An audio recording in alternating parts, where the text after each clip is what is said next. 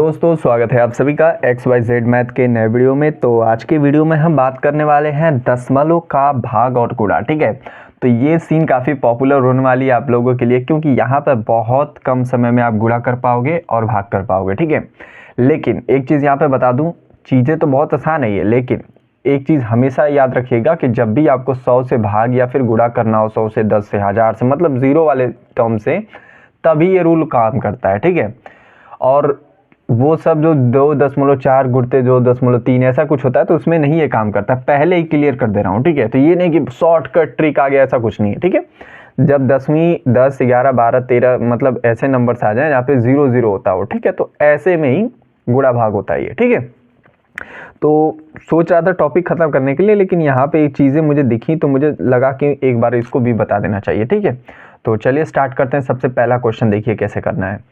सबसे पहले आपको भाग गिवन है। ठीक है, तो जब भी भाग करना हो, ठीक है, तो हम संख्या को क्या करते हैं, आगे घिसकाते हैं। मतलब ये दशमलव जो है इसको आगे घिसकाएंगे। ठीक है, और जब भी गुणा करना होगा तो दशमलव को हम पीछे घिसकाएंगे। ठीक है, इस बात का हमेशा ध्यान रखिएगा। बस यही दो नियम है, गुणा के लिए दशमलव पीछे जाएगा और भाग के लिए दशमलव आगे आएगा। अब कितना आगे आएगा कितना पीछे जाएगा वो यहाँ पे देखो। पहला क्वेश्चन सबसे पहले भाग करते हैं। देखिए 1 0 2 0। ठीक है, तो 100 में 2 0 है ना, तो बस 0 काउंट करो, 1 को छोड़ दो, तो 2 0 है, यानी कि दशमलव 2 अंक आगे जाएगा। ठीक है, तो यहाँ पे तो कहोगे कि 1 अंक के बाद तो यहाँ पे मतलब 0 लगाना पड़ेगा। ठीक है, तो ऐसे लिखोगे इसको 0.36। ठीक है, ये उत्तर हो जाएगा। अब तुम सोचोगे कि यहाँ पे तो एक ही अंक है, तो 1 0 अपने मन से लगा लो, कोई दिक्कत नहीं है। यहाँ पे पहले था ना दशमलव, 6 के पहले था। ठीक है, तो 6 के बाद 2 अंक बाद लेके जाना है हमें। ठीक है, तो अंक आगे नहीं है तो 0 लगा लो, 3 अंक चाहिए तो 2 0 लगा लो। ठीक है, ऐसे करके आपको सॉल्व करना है। इसमें और क्लियर हो जाएगा, इसको ध्यान से देखिए। अब आपको 10 से भाग देना है इसको। ठीक है, तो मैंने क्या बताया, 10 में जब भी आपको भाग देना हो तो डेसिमल जो है वो आगे की तरफ चलता है और गुणा करने पर डेसिमल पीछे की तरफ चलता है। तो 1 0 है, यानी कि 1 अंक आगे घिसकेगा, तो ये दशमलव यहाँ पर आ जाएगा बस। अब ये वाला समझिए, इसमें और क्लियर होगा आपका। 2 0 है, यानी कि इस दशमलव को मैं 2 अंक आगे लेकर आऊंगा, यानी कि यहाँ पर लेके आऊंगा। ठीक है, कितने यहाँ पे है ना अंक, तो 1 2 अंक बाद ला के आऊंगा, यहाँ पे उत्तर हो जाएगा आपका। ठीक है, ये चीज़ें होती हैं। तो आई होप आपको भाग समझ में आ गया होगा। ठीक है, बहुत आसान था।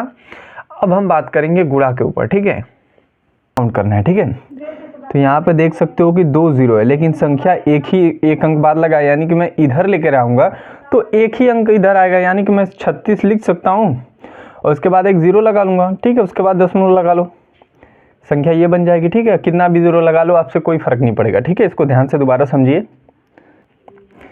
इसमें हुआ ये है कि मैंने बोला कि ये 2 0 है आपका ना, तो इस दशमलव को इधर मुझे 2 अंक लेकर आना होगा, लेकिन एक ही अंक है तो 1 0 अपने मन से लगा लिया, तो अब ये डेसिमल यहाँ आ गया। मतलब यहाँ पे था तो अब यहाँ पे आ गया, 2 अंक क्रॉस किया, 2 अंक आ गया। ठीक है, उसके बाद 0 कितना भी लगा लो, आपकी मर्जी है, उससे कोई फर्क नहीं पड़ेगा, ये 360 ही पड़ा जाएगा। ठीक है, ये हो जाएगा आपका उत्तर।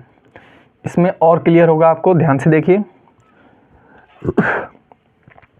10 से गुणा करना है ना, तो एक अंक इधर आ जाएगा, मतलब पीछे की तरफ, यानी कि दशमलव यहाँ है तो यहाँ पर आ जाएगा। ठीक है, ये उत्तर हो जाएगा। इसमें देखिए, इसमें 2 0 है। ठीक है, तो यानी कि 2 अंक इधर आ जाएगा, तो ये वैल्यू हो जाएगी, ये 1 हो जाएगा, यहाँ पे आ जाएगा। ठीक है, क्योंकि ये 2 अंक इधर आएगा। ठीक है, अब यहाँ पे 0 लगाओ और ना लगाओ, आपकी मर्जी है, तो ये डायरेक्ट ये क्या पड़ा जाएगा, ये पड़ा जाएगा। ठीक है, तो आई होप आपको समझ में आया होगा कि ऐसे क्वेश्चनों को कैसे करते हैं। ध्यान रखिएगा, हमेशा 2 ही रूल है।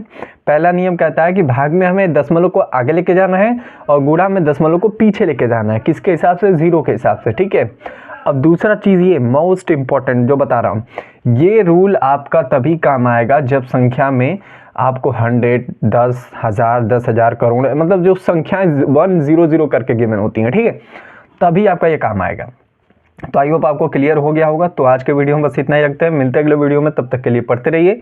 अगर वीडियो अच्छा लगा तो प्लीज़ लाइक और चैनल को सब्सक्राइब करके जाइएगा। और हाँ, अगर आपको कुछ भी चीज़ ऐसा लग रहा है कि कोई चीज़ हमें नहीं समझ में आ रही है, ठीक है, तो उस चीज़ को कमेंट करो, मैं इसको आपको डिटेल में समझा के बताऊँगा, ठीक है।